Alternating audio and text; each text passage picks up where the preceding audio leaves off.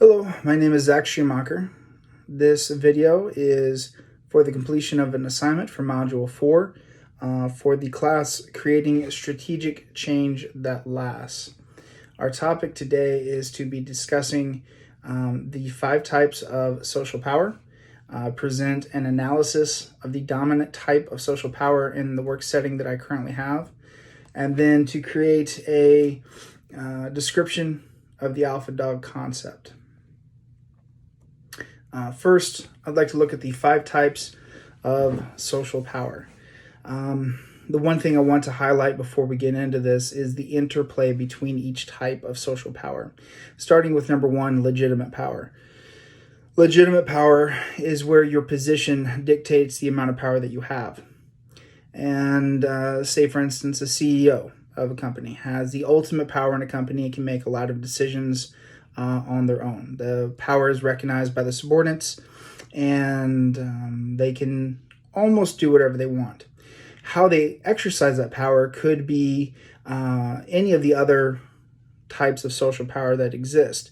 They could use reward power, they could use coercive power, and others that we will talk about here very soon. Speaking of reward power, and reward power is when we exercise the ability to reward others for an outcome. We want somebody to do something for us or for the company. We want them to achieve a goal.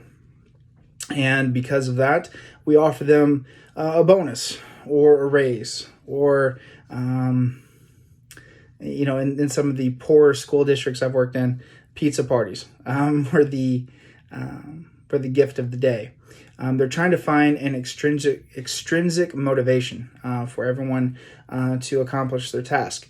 And that's what makes this one of the weaker powers to exercise, is the fact that it is not intrinsic. You're not wanting to do this because of what's inside of you. You're not inspired to do this. You're doing this for money. Expert power has a little bit more potency to it. With expert power, you have knowledge. You are perceived to be an expert on a topic, and because of that, people come to you and they ask you questions and they ask for your input on projects and the like. In my own career, I get, I think because of my age and perhaps because of my gender, I get known as a technology person, a technology guy, even though I am not. I can't code to save my life, but people think that I have an expertise in the utilization of technology, and they come to me and ask me questions about how things should go, and especially when it comes to PowerPoint. I end up writing a lot of PowerPoints because of this. Exercising this type of power is definitely a lot better than the reward type power in terms of it's intrinsic. You have a passion, you have a knowledge base, and you're using that because you enjoy it and because it's something that makes you happy. Referent power. This is power that you gain through your morals. People find you honest, trustworthy. They confide in you. They bring you things, problems, and maybe even solutions as they wrestle with completing their tasks. This is an intrinsic and deeply more powerful type of power to wield inside of a company. And so this is a great one to have. In the new workplace, this is really what we're looking for. We're looking to build relationships. And this is a relationship-based type of power. It is not punitive. It is not coercive. It is wholly intrinsic. And it's definitely, in my opinion, perhaps one of the, if not the most important type of power to wield. Playing off of the cliche, people don't care how much you know till they know how much you care. Finally, perhaps the least effective, at least long-term power, is coercive power. This is different than the reward type of power. This is punitive. Do what I say or else. This can definitely be exercised by the leadership power. The legitimate power that a leader might wield. Do what I say or else. be fired, reduction in salary, have to work late. This could work short term, but people will leave your company, and your efficiency, your productivity will all suffer. And so this is not one that you want to be wielding on a regular basis. I think back to my own time growing up and certain coaches using this type of power. We worked harder for a very short period of time, but we also didn't like that coach as much. We definitely appreciated the coaches that worked on our relationships first. In my current social setting, I am struggling to find the dominant type of social power that I'm encountering. I am new to the position that I have. I've been here at Southern Illinois Healthcare for a week and a day. I'm the environmental services manager here at this company. And I am hopeful that I am seeing positive types of leadership. I've seen a few instances of some things come through lately, and I don't know if they are the exception or the rule, but I really think what I'm beginning to see is referent power.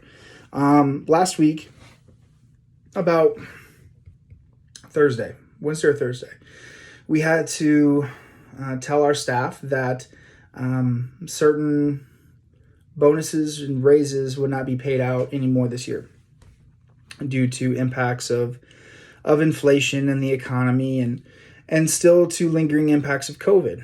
And so we've been having very honest, open conversations.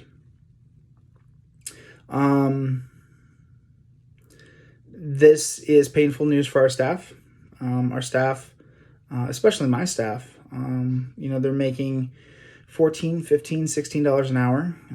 These are not high salaries. And so those bonuses and raises really do help. They help them put their kids into daycare and put food on the table. And so our leaders, though, made themselves available. Our corporate leadership came to our afternoon huddles. Our CEO put out a personal recorded video and made himself available for conversation. And so they've been really seeking to make an impact on the relationship rather than saying, hey, you're not getting this raise because I said so, or just, being that prototypical alpha type of leader. They've really been working on the relationship portion. So I hope that I am seeing referent power in the workplace. Finally, I wanted to discuss the alpha dog concept. I've been struggling with this concept because of how it's portrayed in our reading. During my time here at Aspen University, a lot of the knowledge bases and mental processes and the ways of thinking about leadership are definitely progressive, for lack of a better term. And so there's been a lot of talk about inclusion and relationship-based leadership. And alpha dog leadership, although in the reading it is not overtly negative, but it does speak to a dominance of a singular authority. And that's the part that I struggle with, because that is not in keeping with what I hope to become as a servant-based leader and a leader that relies on the relationships that are built in the workplace. And so the alpha dog, though, is a concept that recent papers from Arizona State and others have pointed out to be might be a myth, and that the typically male figure takes hold of a company and dominates through almost sheer will alone. So characters like Steve Jobs, General Patton, who I've referenced in a few assignments this week, Elizabeth Holmes in the Theranos debacle, Elizabeth being a female, but she did take on the male persona. She dressed like Steve Jobs, and she artificially deepened her voice, and very much did alpha type things in order to assert her dominance and perpetuate false technology and a lie. So alphas have their place. I mean, Steve Jobs, for instance, has his place.